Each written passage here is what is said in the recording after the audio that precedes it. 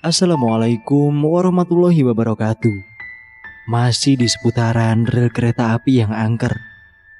Apa yang dikatakan bapaknya Randy ternyata nggak kalah serem dengan apa yang gua alami.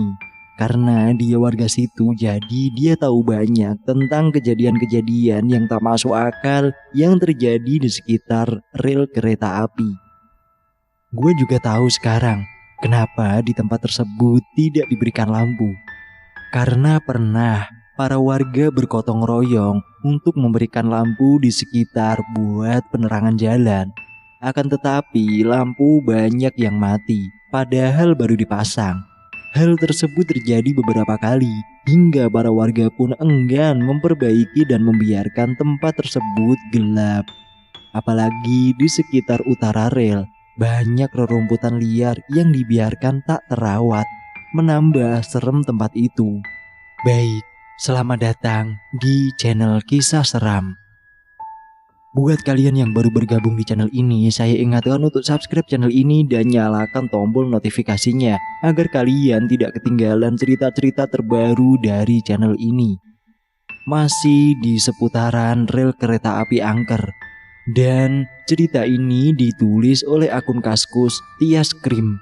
Jika kalian ingin membacanya langsung, kalian bisa kunjungi akun beliau di linknya sudah saya taruh di deskripsi. Mari kita lanjut ke ceritanya. Pasar Tiban hantu di sekitar rel kereta api. Jalan lurus yang gua foto setelah lorong rel tersebut, ternyata disitulah tempat pasar Tiban hantu. Awal mulanya pasar Tiban hantu dialami oleh penjual sosis yang sedang menjajakan dagangannya. Dia menaiki sepedanya di jalan sebelum masuk gang perkampungan warga. Kemudian dia menengok ke arah rel tersebut. Apa yang dia lihat adalah tempat tersebut terang dengan banyak lampu, tampaklah keramaian di situ. Dia pun tertarik untuk menjajakan dagangannya. Dia tahu kalau dia berjualan di jalan setelah lorong rel tersebut. Apa yang ia lihat itu di sana banyak pedagang-pedagang yang menjual dagangannya dan banyak juga pembelinya. Dia heran dengan apa yang dialaminya. Banyaknya orang yang berada di sana, tapi apa yang dijualnya tak ada satupun yang laku. Pada waktu dia nggak berpikir yang aneh-aneh, dia hanya berpikir mungkin belum rezekinya. Hingga minggu berikutnya dia menjajakan dagangannya lagi. Kali ini dia dengan temannya si penjual mainan anak-anak seperti pedagang yang jual di sekolah SD. Mereka menaiki sepeda sendiri-sendiri menuju tempat tersebut. Tapi apa yang mereka dapatkan? Tempat tersebut sepi, gelap, dan hanya kebun kosong dan kebun tebulah yang dia lihat. Berbeda dengan sebelumnya, dia melihat banyak orang serta banyak penjual yang berada di situ. Seketika itu, si penjual sosis dan mainan itu menjadi bingung dengan kejadian yang terjadi. Mereka pun memutuskan untuk ke arah perkampungan warga. Hingga tibalah si penjual sosis dan mainan itu di sebuah warung warga sekedar istirahat untuk minum. "Mbak, kok tumben sepi? Gak ada pasar Tiban ya?" tanya penjual sosis itu. Kebetulan juga bapaknya Randi sempat di tempat warung tersebut. "Pasar Tiban? Pasar Tiban yang mana, Pak?" jawab pedagang warung yang bingung dengan pertanyaan si penjual sosis. "Itu pasar Tiban yang di situ, Mbak, yang deket rel itu," ucap si penjual sosis. Bapaknya Randy pun ikut mendengar percakapan si penjual sosis itu dan dia menjelaskan tentang perihal tempat tersebut. "Di situ nggak ada pasar Tiban, Pak," jawab bapaknya Randy menyambung. "Tapi saya kemarin di situ, kok ada pasar Tiban, Pak?" ucap lagi si penjual sosis. "Bapak bukan orang sini ya?" tanya mbak pedagang warung. "Iya, bukan, Pak. Di sana nggak ada pasar Tiban atau apapun. Yang dilihat Bapak mungkin salah," ucap bapaknya Randy tanpa memperjelas angkernya tempat itu. "Tapi Pak," kata si penjual sosis sambil memandang temannya seakan nggak percaya. "Yang dilihat kamu kali aja salah," kata penjual mainan. Dan nggak lama kemudian mereka pun memutuskan untuk balik pulang ke rumah. Dan tentunya dengan melewati kebun kosong itu, Setelah di dalam perjalanan, si penjual sosis itu mendengar suara seseorang yang memanggil dari kejauhan, tepat di samping kebun kosong. Sedangkan si penjual mainan melihat sosok dari sekitar lorong rel yang kelihatan melambai tangannya. Mereka belum merasakan kejadian aneh, hingga akhirnya di tengah jalan kebun itu, si penjual sosis berhenti. Dia penasaran dengan siapa yang memanggil. Sedangkan teman yang satunya melaju sepedanya menuju ke tempat sosok makhluk yang muncul terlihat melambaikan tangannya di sekitar rel tersebut. Beberapa saat kemudian, terdengar suara cekikikan di sekitar kebun dengan kemunculan sosok wanita yang wajahnya berdarah, keriput, dan pucat. Sedangkan dari kejauhan nampak si penjual mainan mengayuh sepedanya ke arah perkampungan. Dan akhirnya mereka pun lari kembali ke warung perkampungan warga. Pak, di sana ada penampakan," kata mereka berdua. "Saya melihat sosok lelaki yang melambaikan tangannya seperti menyuruh saya ke situ. Setelah saya mendekatinya, tiba-tiba kepalanya seperti terpotong dan jatuh ke tanah," ucap si penjual mainan. "Di sana itu tempatnya memang angker dan banyak orang yang lihat penampakan di situ," kata bapaknya Randy. "Saya juga melihat sosok wanita yang wajahnya pucat, keriput, dan berdarah-darah di areal kebun," tambah si penjual sosis. "Di sana memang banyak makhluk halus yang sering menampakkan dirinya, dan yang mengalaminya rata-rata bukan orang dari kampung sini, Mas," kata pedagang warung. "Kalau pasar Tiban yang Babak lihat itu mungkin karena banyak makhluk halus yang menghuni di situ," tambah bapaknya Randy. Kemudian kedua penjual itu diam. Mereka nampak takut. Akhirnya mereka pulang dengan melewati jalan yang lain, dan jalan itu lebih jauh. Karena gua tahu letak desanya penjual sosis itu, kalau lewat muter bisa sampai lebih dari 1 jam. Selesai. Memang bener-bener ya, hantu di sekitar rel itu memang sangat usil. Baik, cerita yang kedua masih di seputaran rel angker. Cerita ini adalah salah satu dari beberapa sosok keusilan dari makhluk halus yang ada di tempat itu. Setelah 1,5 tahun tewasnya Anto akibat kecelakaan kereta, banyak yang menyangkutkan beberapa penampakan yang disangkutkan dirinya. Mulai dari penampakan yang menghantui ceweknya, tukang becak-becak yang membawanya, sosok Anto yang menghantui seseorang yang lewat meminta SMS ke tunangannya, hingga tunangannya kesurupan di malam pertama pernikahannya sampai lari menuju rel tersebut. Temani aku di sini sendirian. Cerita ini ditulis oleh Tias Krim. Jika kalian ingin membacanya, kalian bisa kunjungi link yang sudah saya taruh di deskripsi.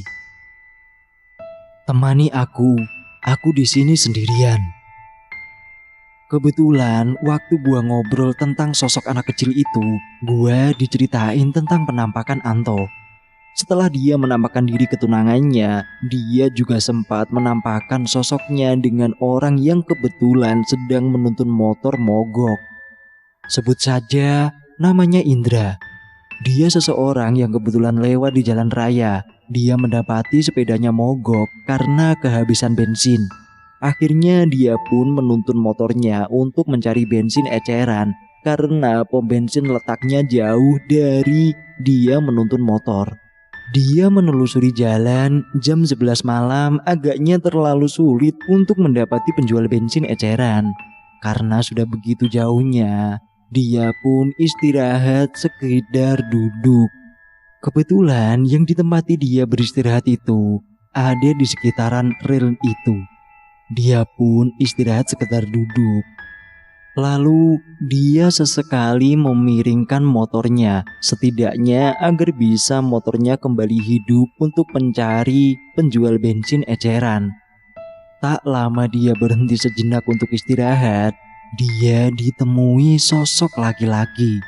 Sosok itu wajahnya kusut pucat. Sosok itu tiba-tiba berdiri di samping Indra. Indra pun menyadari akan hal itu, dan dia tidak merasa curiga sama sekali. "Mas, yang jualan bensin eceran di mana ya?" tanya Indra kepada sosok itu. "Kesana Mas," jawab sosok itu sambil menunjukkan jalan menuju rel. "Bisa minta tolong SMS?" tanya sosok itu. "Bisa Mas, ini," jawab Indra sambil memberikan HP-nya. "Di SMS-in Mas aja," ucap sosok itu. "Oh, gimana Mas SMS-nya Mas?" ucap Indra. "Tolong temani aku di sini. Aku sendirian. Anto," ucap sosok itu. "Sudah Mas," ucap Indra. Sosok itu kemudian berjalan menuju jalan masuk ke rel. Dan akhirnya sosok itu hilang di tengah gelapnya tempat menuju rel. Indra tidak mengetahui sosok siapa yang di SMS itu. Dia hanya tahu kalau namanya Anto karena permintaan dia SMS ke dirinya. Dia pun melanjutkan menuntun motornya berbalik arah menuju ke jalan rel. Dan apa yang dia lihat? Jalan sepanjang itu sepi dan gelap, ditambah lagi sejauh mata memandang di malam itu tak terlihat rumah warga karena begitu jauh. Hanya kebun samping kanan kirinya. Dia pun berpikir ulang dan berbalik ke jalan raya lagi untuk mencari pom bensin yang dekat. Tapi sebelum dia menuntun naik di jembatan, dia ditelepon oleh nomor yang dia SMS tadi. "Halo, ini siapa? Kok ngomong Anto?" "Tadi ada yang minta SMS Mbak," jawab Indra. Terdengar suara menangis di balik handphonenya. Dengan ditambah kepanikan yang terdengar di suara handphonenya. Ternyata sosok yang menelpon itu adalah tunangannya. Tapi setelah tunangannya itu terdengar menangis, akhirnya handphonenya dipegang saudaranya. "Halo, ini siapa?" "Ini saya Indra. Kenapa Mas?